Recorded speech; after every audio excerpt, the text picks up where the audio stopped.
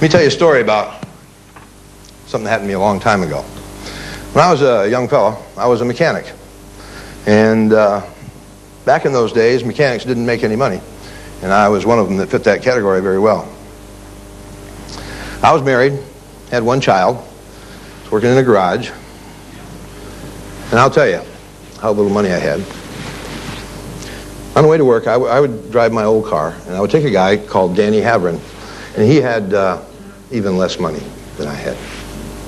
And we'd drive to work every day. And invariably, 2 or 3 times a week, we'd run out of gas, because I ran that car right on empty, because I didn't have any money.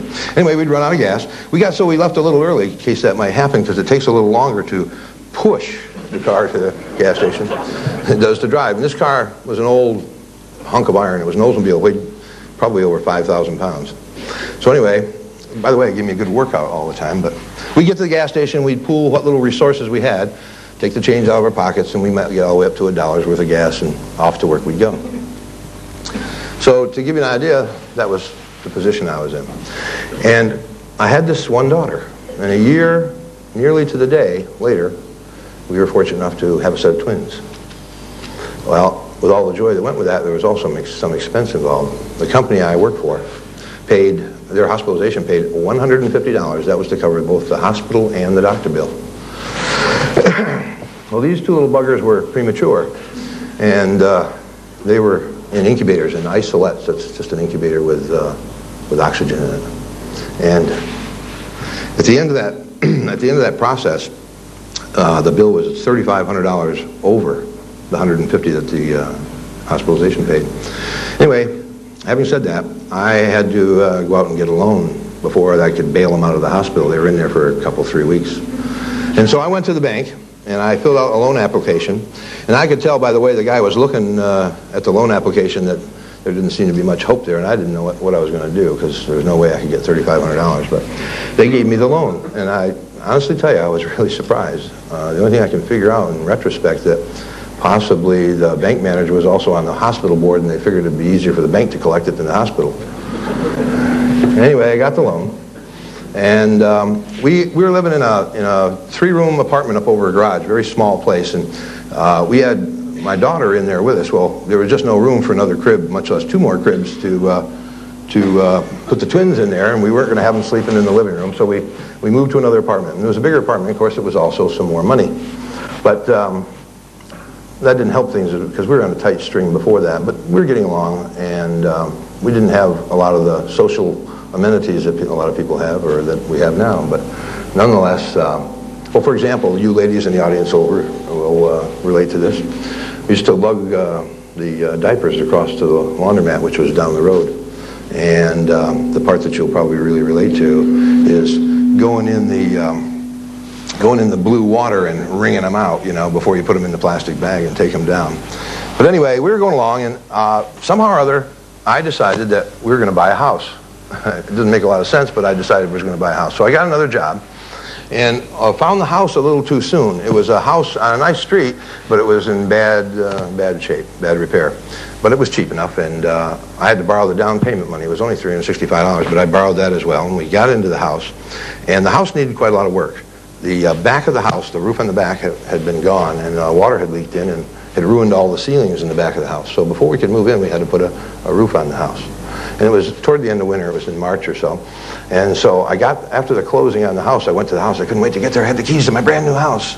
And I went down cellar, and in the meantime, the power company had been there and put a big red tag on the furnace, and it said, "Do not under any circumstances start this furnace." And I guess it was a threat of nuclear explosion or something. But they were telling me in a big way that the heating system was no good either. Well, I hadn't planned on that, and the house was empty, so we didn't know whether the heating system worked. So here we are with a roof and a heating system before we can even move in. So I was doing that. My father was giving me a hand. Now, while he couldn't help me with the money, thank God he was there, because I would have never got the work done without him. But one day we're up on the roof, and we're putting the roof on. The thunderstorm was blowing up. And so we're scurrying around the roof, tacking the plastic down because the shingles were all off. And it got kind of wet there. We came inside, and there was only one good ceiling in the back of this house. I went immediately to that room and saw the water dripping on through the ceiling. So I run upstairs, take a bunch of towels, run into the rafters, and I'm leaning over the rafters, leaning on the studs, and I'm sopping up the water, and I fell through the ceiling. was amazing. I mean, anyway, we're going along. When we moved into this house, after I got the roof and the furnace in it, we didn't have any appliances because the apartments that we were in were always supplied with appliances, so I needed to buy a couple of appliances, another expense that I couldn't particularly afford. Anyway, one day after work, I walked into a place called Finch and Prine, and they sold, among other things, appliances. And so I walked in the front door.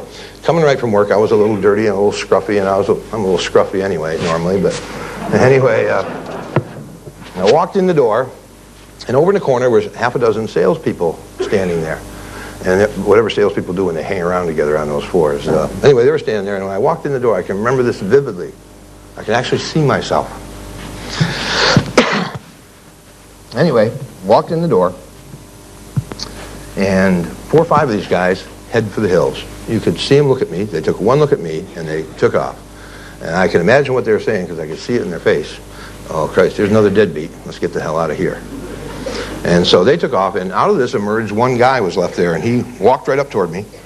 He shook my hand, smiled at me, and introduced himself, and asked me how he could help me. So I told him what I was looking for. I was looking for a stove and a refrigerator. And he said to me, he asked me a bunch of questions, and then he started showing me different sizes with, gas and electric, and this wide and that wide and this high and whatever. And so somewhere in that process, it became apparently clear to him that I wasn't going to be able to afford those stove and refrigerator. And what he did was, and he did it with such grace, he switched me over to used appliances. It didn't make me feel bad about it. It didn't demean me in any way. Rolled me over into new appliances, and first thing you know, we're going out the side door to a building on the next street. And in we go, and he's showing me these used appliances. And we're going from one to another, and he's telling me, no, you don't want that one. I know where that one came from. Look at this one over here. I know those people. I sold them that refrigerator, and they just bought a new one. Now, we didn't have to do much to this. We just did that. We just did this. He told me everything that was going on and gave me the price. And it was pretty clear to him that I couldn't afford those either. So what he did was he turned me on to a way I could pay for them that was going to be easier.